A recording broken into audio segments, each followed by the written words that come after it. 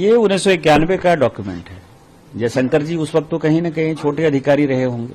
सवाल ये हमारी सरकार और आपकी सरकार का नहीं है। सवाल ये है कि 1947 से पाकिस्तान को हम आतंकी राष्ट्र मानते हैं। 78 साल से कश्मीर के मुद्दे पर हमारी उनके साथ लड़ाई चल रही है। हमारे कश्मीर के हिस्से को पाकिस्तान ने अपने कब्जे में कर रखा है।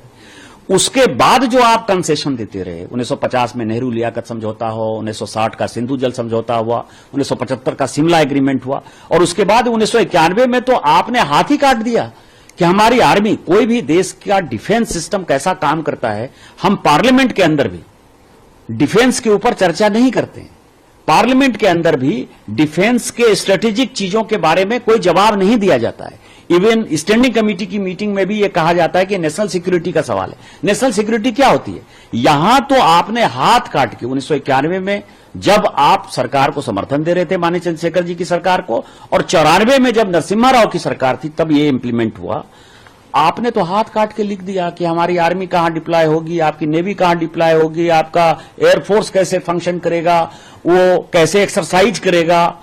तो ये सारी बातें क्या देशद्रोह नहीं है? कांग्रेस ने वोट बैंक की पॉलिटिक्स के लिए देश के साथ धोखा नहीं किया कि उनको बांग्लादेशी वोट बैंक चाहिए, उनको पाकिस्तानी वोट बैंक चाहिए, क्योंकि हिंदुस्तान के मुसलमान तो इस देश के नागरिक हैं।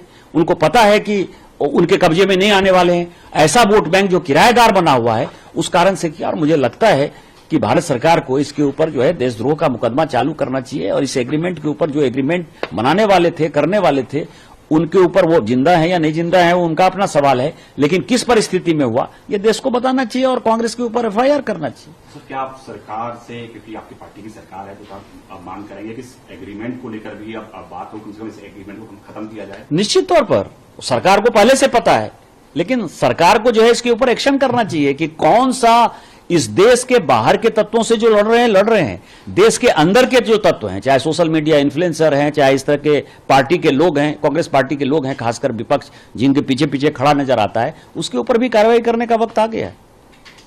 सर्वप्रथम सबसे पहले तो निशिकांत दुबे अपनी बेवकूफ़ी बार बार प्रदर्शित करते हैं। राजीव जी ने 6 मार्च 1991 को चंद्रशेखर जी की सरकार से समर्थन वापस ले लिया था। पहली बात, ये शायद अप्रैल 1991 का साइन किया हुआ अग्रीमेंट है। ये अग्रीमेंट पीस टाइम का है। पीस टाइम में गलतफहमी ना हो दो देशों की सेनाओं के बीच में, थल सेना, वायुसेना, जल सेना मूवमेंट से, उसके बारे में है। जब अभी हमने कार्रवाई की है, हमारे ऊपर आतंकी हमला हुआ था, हमने जवाबी आक्रामक कार्रवाई की है। तो सर्वप्रथम तो निशिकांत दुबे और बीजेपी ये मान रही है कि जयशंकर जी ने इन्फॉर्म किया। सर्वप्रथम जो राहुल गांधी जी कह रहे थे वही सच है। जयशंकर जी ने इन्फॉर्म किया पाकिस्तान को, और उसकी पुष्टि खुद बीजेपी कर रही है। जिस अग्रीमेंट का वो हवाला दे रही है वो पीस टाइम का अग्रीमेंट है। जयशंकर जी ने जब वॉर लाइक सिचुएशन थी तब इन्फॉर्म किया था। लाएंगे अखिलेश इस बार पीढ़ी सरकार, लाएंगे अखिलेश इस बार पीढ़ी सरकार। हमारे माननीय राष्ट्रीय अध्यक्ष जी को, विचारों को, समाजवादी पार्टी को विचार को मानते हुए हमारे पार्टी में आए और माननीय राष्ट्रीय अध्यक्ष जी को, विचारधारा को और उनका सारे आंदोलन को देखते हुए जुटे। और मैं सभी को आह्वान करता हूं कि समाजवादी पार्टी में सदस्यता ग्रहण करके मजबूत करें। जय समाजवाद, जय अखिलेश। आइए समाजवाद से जुड़िए, समाजवादी बनिए।